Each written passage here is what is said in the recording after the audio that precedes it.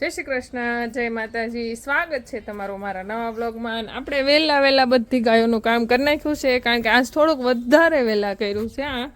8 વાગ્યા છે અને જવાનું છે વાડીએ. અને આજ તો ખાસ કરીને એકાદશી છે, તો એકાદશીની બધાની શુભકામના.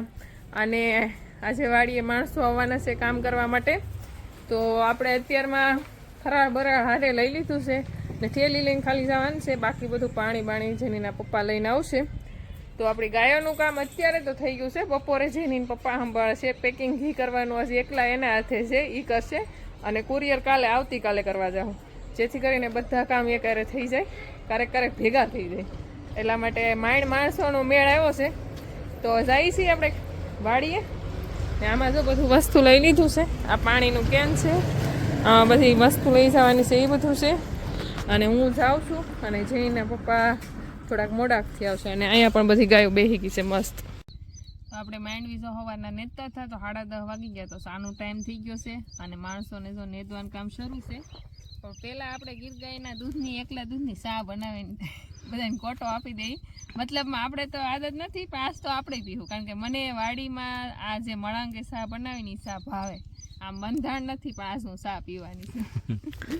અને વાડીની ચા છે ને કંઈક અલગ જ હોય. વાડીએ જે ચા બનેલી હોય ને એનો સ્વાદ જ કંઈક અલગ જ હોય. આમ જેમ કે કેમ આપણે પેંડા બનાવીને મીઠી વાસ આવે, મીઠી એવી વાસ આવતી હોય ચાની અંદર. ક્યારેક અનુભવ કરવો, કોઈક દિવસ ગમે ના વાડીએ જઈ ને આ ચા બનાવીને એનો અનુભવ કરવો, એ આખો અલગ જ અનુભવ હશે. એટલે ક્યારેક વાડીએ જઈને ચા પીવી એકદમ છે ને રગડા જેવી બને. આપણે ગેસે ઘેરે ઘણી વાર આમ પકવતા હોય, પણ આ રગડા જેવી ચા બને. એટલે વાડીએ ક્યારેક તમારે જઈને ચા પીવી, એનો અનુભવ કરી લેવો. અને એમાંય જો ગાયનું દૂધ હોય, ગાયના દૂધની સ્પેશિયલ કાંઈ પાણી બાણી નાખ્યા વગરની ચા એકદમ હોય, એટલે એ પેંડા જેવી ચા બને.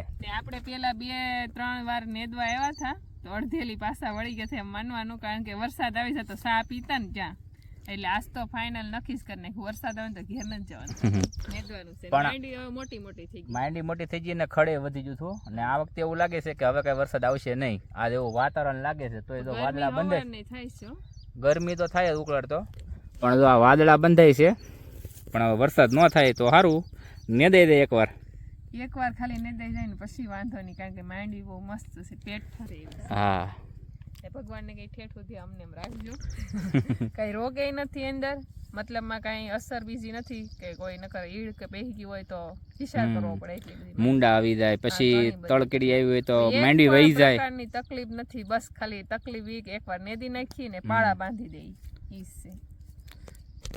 અને આપણે માંડવી છે ને 1 મહિનો ને 20 દમણની થઈ ગઈ છે ને ખેતરના સા જો પકવીને એટલે આવી રીતના તર વળે ઉપર.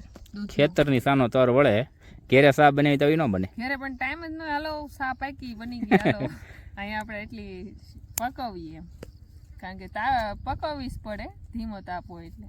આપણે માંડવી નેદવાની છે, તો જો કવડું ખડ થઈ ગયું છે, કારણ કે વરસાદ 1 મહિના દીધા હતો.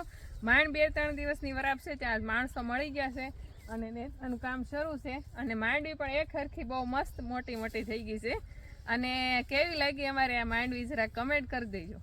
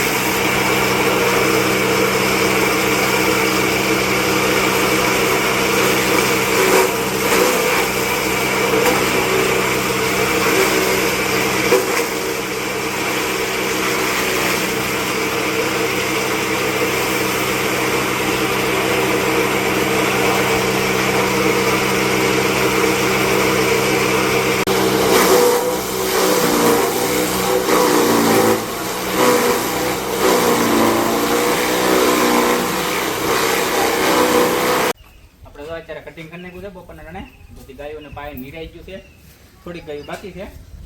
બધાની કમેન્ટ હતી કે ભાઈ તમે કટિંગ કરીને નીરો ને તો બગાડ ઓછો કરે, તો આપણે આ કટિંગ કરી નાખ્યું છે. કટિંગ કરીને બધાને નીરી દીધું છે. અને એ થોડીક ગાયું બાકી છે, નીરી દીધી.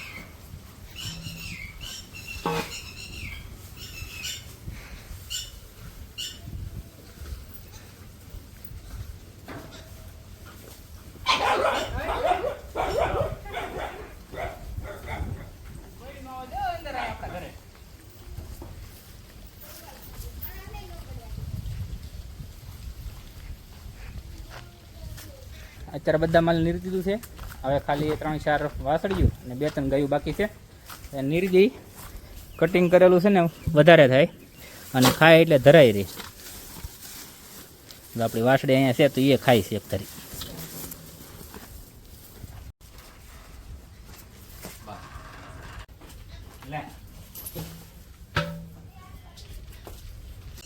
તો અત્યારે આપણે વાગી ગયા છે સાંજના 6 અને ગાયોને બધાને પાઈ લીધું છે. નીરવાનું હજી બાકી છે. અને જો આપણે અત્યારે દક્ષા હજી ગમાણ કાઢે છે. ગમાણ ભરી દીધી નથી. અંગાની ગમાણ સંધાયથી ઉપર હોય, કારણ કે એને સારું ખાવું અને બીજાનું ખાઈ જવું, બાજુમાં ખાઈ જાય.